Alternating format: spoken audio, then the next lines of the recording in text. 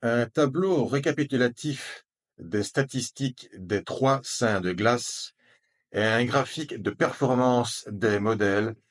Voici 2 outils rigoureux pour des sujets sérieux. C'est le menu de ce décryptage météo numéro 23. Bonjour et bienvenue sur Météopédagogie.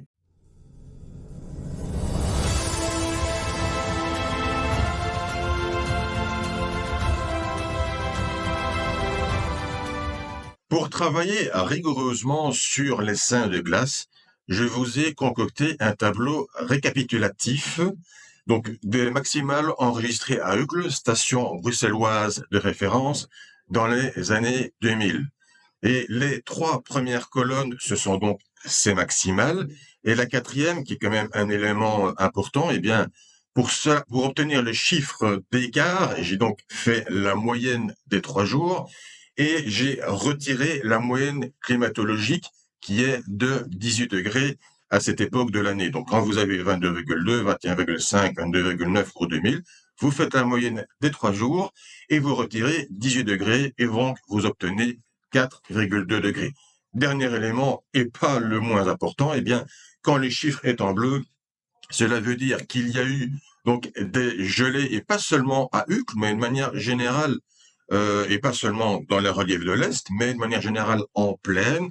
Donc ce sont quand même les journées, les seins, où visiblement il a fait quand même assez froid, et on peut quand même le voir d'ailleurs avec les chiffres. Alors ce qui est quand même intéressant, outre évidemment la rareté que vous observez directement, c'est qu'en fait, quand vous avez des chiffres en bleu, eh bien en général, vous avez quand même une déviation qui est relativement identique. Donc, par exemple, ici, quand vous avez le 12, 15,4 et 14,2, eh bien, vous avez moins 4,1. Alors, évidemment, quand vous êtes à 10 degrés ou en dessous, bien là, on arrive même à moins 8,8. C'est une déviation vraiment très importante. Mais vous constatez que, par exemple, moins 3,9, moins 3,8 ici, en 2013 et 2014, eh bien, il n'y a pas de chiffre en bleu. Et là, quand vous êtes de nouveau à moins 4,9 degrés, eh bien, effectivement, en 2020, on avait clairement des journées, pas les 3 seins, mais on avait quand même 2 seins sur 3 qui étaient en bleu.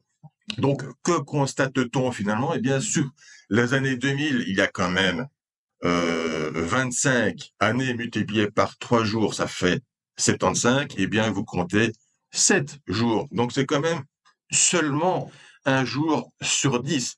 Donc, ce n'est clairement pas beaucoup du tout. Et moi, je me rappelle quand même de ma petite maman qui me disait, ah oui, ben, il va faire froid là, vers le 10, 12 mai, là, oui, mais ce sont les seins de glace. Eh bien, chère petite maman, ça n'arrive quand même que une fois sur 10 ces 25 dernières années. Donc, ce n'est vraiment clairement pas représentatif du tout. Donc, les seins de glace, d'un point de vue statistique, eh bien, la première conclusion qu'on serait quand même tenté de dire, c'est que c'est vraiment une croyance qui n'est pas très fiable. Quand on regarde aussi les maximales qui sont au-dessus de la moyenne, on peut quand même constater qu'il y a fréquemment des maximales au-delà de 20 degrés. Vous me direz, quand la moyenne climatologique est de 18, c'est relativement normal, mais il y a aussi des maximales autour de 25 degrés. Alors bon, en 2000, il faisait déjà assez chaud. Petit détail quand même, en 2000, sans doute que la moyenne climatologique était pas à 20, à 18, pardon, mais plutôt du côté de 17 degrés. Bon, un degré en moins, on va dire. Mais 2001 était clairement autour de 25 degrés. On avait aussi en 2006 de bonnes températures largement au-delà de 20 degrés. 2008 autour de 25 degrés. Ouais, remarquez, 2012 par exemple, c'est assez intéressant. Il faisait bien chaud le 11 mai, mais on a eu une chute des températures jusqu'à en fait avoir même dégelé 2 jours après le 23,6 degrés. Donc ça, c'est quand même assez intéressant. Donc la moyenne de moins 0,6 pour l'écart est assez trompeuse.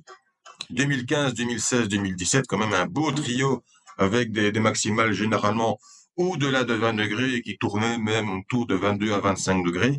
Et puis alors on a 2022 relativement chaud et l'année dernière 2024 qui est quand même aussi assez chaud. Donc au total il y a, si on regarde l'écart, 15 années donc dans un écart positif sur un total de 25, donc c'est légèrement au-dessus de la moitié. Donc tout ceci, c'est quand même pour dire, globalement, que les seins de glace, ce n'est pas clairement, d'un point de vue statistique, et en tout cas pour notre époque, très fiable. Si nous essayons de mettre ça sous forme de carte pour un peu mieux comprendre les choses, prenons l'exemple de 2001 qui avait été donc bien chaud, on peut clairement constater qu'il y avait une anomalie anticyclonique sur la mer du Nord, avec un vent d'est au sol, mais malgré tout quand même un peu de vent de sud en altitude à l'avant d'une goutte froide, d'un creux d'altitude qui est situé donc à l'ouest de l'Europe. Ça fait un peu penser au schéma actuel, hein, je trouve personnellement. Et si on regarde les températures au niveau 850 hectopascales, eh bien on peut constater que nous étions clairement dans une poche à 8 degrés, et même vous avez une petite poche jaune plus claire, pas très visible, vous me direz, mais qui est donc au-delà de 10 degrés. Donc si on rajoute encore une fois les traditionnels 15 degrés à cette époque de l'année, 15 voire même 16 degrés, ben on peut comprendre pourquoi il a fait 25, 26 degrés donc cette année. À l'opposé de tout ceci, donc nous avions l'année 2010, et là on a la situation pratiquement inverse. Au lieu d'avoir un anticyclone sur la mer du Nord, nous avons une goutte froide sur la mer du Nord, avec quand même un vent de nord-est, clairement au niveau du sol. Et donc nous avons clairement donc l'anticyclone qui est bien rétracté sur l'Atlantique. On a plutôt un schéma de crête atlantique, donc avec un vent de nord. Et si nous regardons les températures au niveau 850 hectopascales, eh bien, c'est clair, j'ai envie de dire comme de l'eau de roche, on a donc du moins 4 au niveau 850 hectopascales. Donc on a quand même environ 14 degrés en moins que donc l'année 2001. Donc là, encore une fois, on avait 25 degrés, donc on tombe à 11 degrés, mais il y avait probablement pas mal de nuages, donc ce qui limite l'ensoleillement, ce qui limite les températures, sans doute de bonnes averses, donc on peut comprendre pourquoi il faisait moins de 10 degrés, donc cette année-là, en 2010. Et donc, cela nous permet de comprendre quand même les différents schémas atmosphériques qui règnent encore à cette époque de l'année, et de comprendre les différences qui peuvent régner. Pour conclure sur ce sujet, prenons un extrait de la page Wikipédia des saints de glace, l'extrait introductif qui fait évidemment directement référence aux origines religieuses, puisque nous avons affaire à 3 saints de glace.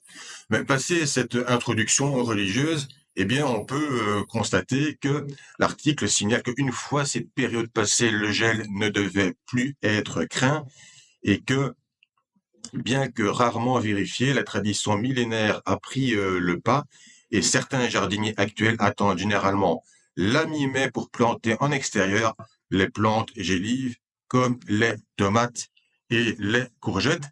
Mais attention malgré tout, par ailleurs, des gelées en pleine ne sont pas impossibles après les saints de glace. Donc, on peut encore avoir effectivement du gel à la fin mai, ou même voire au début juin, et là, je pense plus évidemment au relief, où il peut encore y avoir certaines cultures, mais comme le dit donc cet article, qui donc corrobore ce que nous avons fait avec le travail statistique, statistiquement, le gel survient très rarement lors des seins de glace.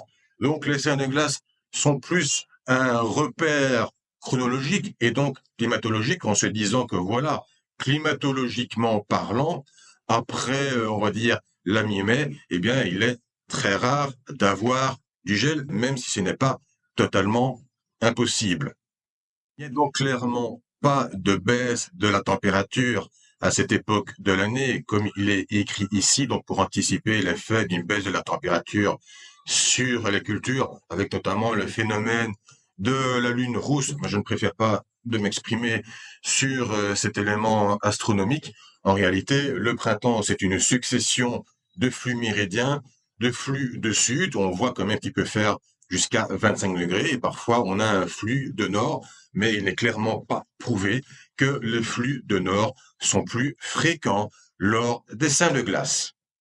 Dernier élément à signaler, bien évidemment, nous avons pris les températures donc des années 2000. Il est possible, même probable, que dans le passé, eh bien, des températures plus fraîches étaient plus fréquentes. Pour autant, si vous avez une journée sur 10 où vous avez eu du gel, il est peu probable que la fréquence ait été élevée dans un passé qui était même lointain. Et donc là, évidemment, il faut prendre en compte les évolutions climatiques dernières. Voilà donc pour cette première partie. Que pensez-vous des seins de glace? Que pensez-vous des croyances populaires? Que pensez-vous de cette démonstration? Eh bien, j'attends vos commentaires constructifs et polis si possible. Deuxième élément que je voulais aborder avec vous dans ce décryptage 23, eh bien, c'est la performance des modèles. Et certains pourraient peut-être me demander, mais comment est-ce qu'on mesure la performance des modèles? Est-ce qu'on mesure avec la température, l'humidité, les précipitations, la couverture nuageuse dans 20, 30, 50 stations d'un pays et qu'on vérifie donc par rapport à ce qui était prévu? Eh bien, je vais sans doute vous surprendre et de vous décevoir. Eh bien, c'est pas du tout ça. En fait, voici les graphiques qui étaient publiés par Ryan Moe, le webmaster du site weathertrader.com. Donc, vous avez le lien en description. Et ce graphique, eh bien, il montre quoi? Il montre la moyenne sur 5 jours dans l'hémisphère nord, c'est-à-dire de 20 à 80 degrés de latitude nord, 500 hectopascales, c'est-à-dire le géopotentiel, donc cette pression d'altitude qui permet de déterminer les grands ensembles, ils prennent l'anomalie, donc ce n'est pas exactement la pression, mais l'anomalie, c'est-à-dire par rapport à la moyenne climatologique, et ils prennent la corrélation, c'est-à-dire la différence entre ce qui était prévu et ce qui était observé. Donc en fait, si vous voulez, on essaye de vérifier si les grands ensembles ont été bien modélisés donc par les supercalculateurs sur une période de 5 jours, et donc entre 20 et 80 degrés de latitude nord. La réponse peut donc vous décevoir, surtout si vous êtes une personne lambda. Vous aimeriez peut-être savoir s'il va faire 20 ou 22 degrés, s'il va pleuvoir à 14 ou 16 heures, s'il va y avoir 8 ou 10 heures de soleil, si le barbecue de Tata Suzanne pour son anniversaire va être réussi ou pas. Mais imaginez qu'il faille faire ça pour toutes les stations du monde, il y en a des milliers, et cela demanderait un travail international colossal, alors que tout simplement prendre l'anomalie de géopotentiel qui permet quand même de distinguer les grands ensembles au niveau mondial et de prendre ça par rapport à ce qui était observé, eh bien, cela permet de qualifier une prévision bonne ou mauvaise.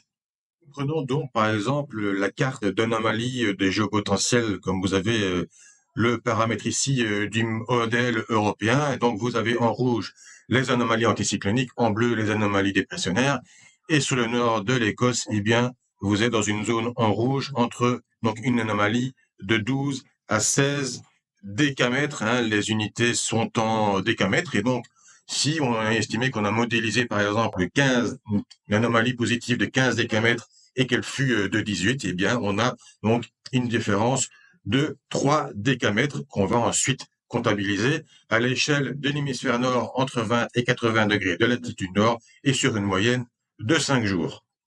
Que constate-t-on sur ce graphique? Et c'est la principale raison pour laquelle il a été publié par Ryan Moe. Alors donc, nous partons depuis le début février 2025 et donc nous allons ici plus ou moins jusqu'au 5 mai. Donc, la carte a été publiée le 4 mai plus précisément. Et donc, vous avez 3 modèles, le modèle européen en bleu, le modèle états-unien en rouge, et vous avez l'AIFS qui est le modèle européen, mais donc en intelligence artificielle, on peut constater que, l'air de rien, l'intelligence artificielle est légèrement au-dessus de son donc pendant non intelligence artificielle. Et le troisième, c'est clairement le modèle états-unien, raison pour laquelle nous préférons en général travailler avec le modèle européen, ce qui ne veut pas dire qu'il ne faut pas travailler parfois avec le modèle états-unien. Mais celui-ci, depuis environ la mi-avril, connaît une baisse assez spectaculaire de la performance. Donc vous avez ici l'échelle entre 1 et 0,7, donc on est parti environ de 0,9, on va dire, ou légèrement au-dessus. Et à certains moments, on plonge en dessous de 0,8. Quelles sont les raisons de la baisse de cette performance? Certains invoquent les décisions prises outre-Atlantique par Donald Trump et Elon Musk, notamment dans les coupes budgétaires de la NOAA, le service atmosphérique et océanographique états-unien, avec notamment la réduction d'envoi de ballons sondes dans l'atmosphère pour mesurer son profil vertical. À titre personnel, je préfère attendre les prochaines semaines et les prochains mois, attendre le temps long pour voir si tout ceci se vérifie. Il arrive parfois qu'il y ait une baisse de performance des modèles pendant plusieurs semaines et puis que ceux-ci se reprennent. Ceci étant, si cela vraiment devait se confirmer, eh bien, ce serait quand même une très mauvaise nouvelle, notamment pour la prévision des ouragans à partir de cet été. Avant de conclure, j'aimerais vous montrer une image d'une personne qui n'était pas connue par le commun des mortels il y a seulement quelques jours, mais qui est maintenant devenu pape Léon XIV. Il s'appelle donc Robert François Prévost et il était évêque de Chiclayo dans le nord du Pérou il y a encore quelques années. Et en 2017, eh bien, ce pays a été frappé par un El Niño côtier. Alors, il y a le El Niño classique qui affecte à peu près le monde entier, mais le El Niño côtier, quand vous avez un réchauffement de température d'eau de surface dans le nord du Pérou, eh bien, ça peut apporter les mêmes conséquences avec de fortes pluies qui avaient donc provoqué des inondations dans la région de Chiclayo. Et on voit là donc la personne qui allait devenir le pape, qui a mis ses bottes et qui aide la personne notamment en appelant au don. Donc je trouve que c'est quand même une belle image pour conclure dans ce décryptage météo numéro 23. En tout cas, j'espère que vous l'avez apprécié. Si c'est le cas, n'oubliez pas eh bien, de le commenter encore une fois, de mettre des j'aime, de vous abonner et de le partager, mais aussi de nous soutenir sur Tipeee. J'aimerais d'ailleurs à ce sujet-là beaucoup remercier Pierre Nicolas qui est le premier donateur donc sur Tipeee donc pour nous aider à notamment acheter du matériel plus professionnel. Je signale quand même que déjà l'utilisation de CapCut, donc c'est le programme qui nous sert à éditer eh bien ces décryptages, eh bien est donc payant et donc cet argent clairement va à servir à nous améliorer encore et encore. Et donc je vous remercie pour vos dons. Si en tout cas vous allez imiter Pierre Nicolas, je vous donne rendez-vous pour le prochain décryptage donc dans une semaine, le lundi prochain. Salut!